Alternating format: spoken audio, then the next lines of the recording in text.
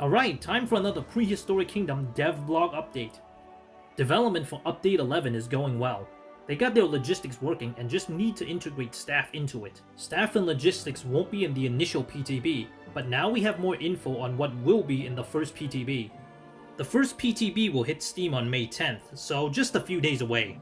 It'll feature new species Leonosaura, new modules, new basic/backstage props, improved fence and staff gates, improved excavation system, and improved GUI flow. Staff and logistics will come in a later update, but we'll have access to the new buildings such as the loading bays, staff center, and fossil depot in the PTB. They're changing the animal nursery.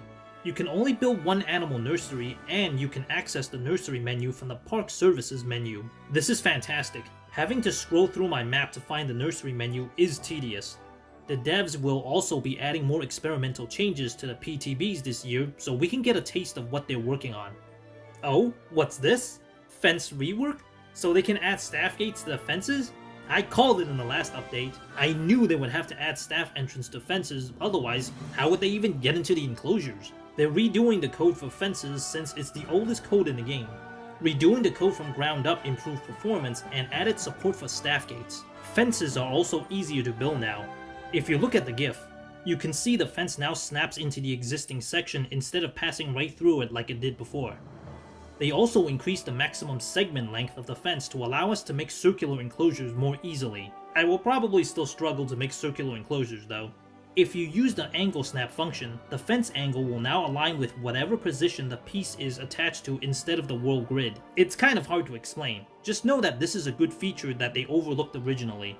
If you want to replace fences, you can now see a fence preview in real time. That's another good quality of life improvement. And of course, here's a quick look at their modular gate. It's temporary gate art, but it looks good. Redoing the fence code not only made it render faster and use less memory, but it will make it easier to add updates such as fence maintenance and breakouts in the future. Hopefully, this will fix the weird glitch where the game won't recognize an enclosure you built. Update 11 will also come with new basic props. The props are for backstage areas. The props don't do anything other than add more realism to your park. Next, they're showing us things that won't be in the PTB initially, but will be added later. The mystery animal was Plateosaurus. This makes me happy. I wonder if we'll get more Triassic animals. The Triassic is always underrepresented in pop culture. This will be coming in a later Update 11 PTB patch. Onto Animal Nursery Revamp and Paleopedia. Here's another change to the nursery. When you breed animals in the nursery, you get to see exactly what the animal will look like, such as the size and color.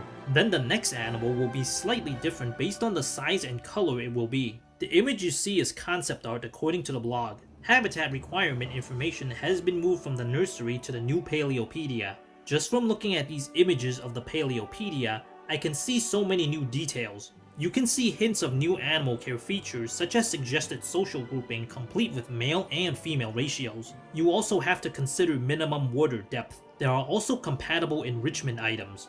And I see dung beetles are now considered enrichment as well. I wonder if they'll only serve as enrichment after they introduce the compost mechanic, or will dung beetles be multi-purpose? All these changes and new features sound great. I think seeing a preview of your animal in the nursery takes out a bit of the mystery of breeding them. I like not knowing what I'll get and being surprised when I see it. On the flip side, it'll be great for people who want to breed specific animal colors for their park. I just go with the flow and take whatever spawns. I'm sure folks who are concerned about colors will appreciate this change. Here is the final image from the blog showing off the dinosaur description in the Paleopedia. I love the way it looks, and there's a good chunk of information in the description too. Great for people who want to learn more about the animals in the park. I wonder if this info will carry over to the info signs we place around the park. And that's it for this month's dev blog. It's a shorter blog, but last month was actually bigger than normal. It still provided lots of new details and insights on the upcoming PTB and Update 11 release. You'll be seeing more from me again once the PTB is released. I'll definitely make a video showcasing the new stuff when it's out.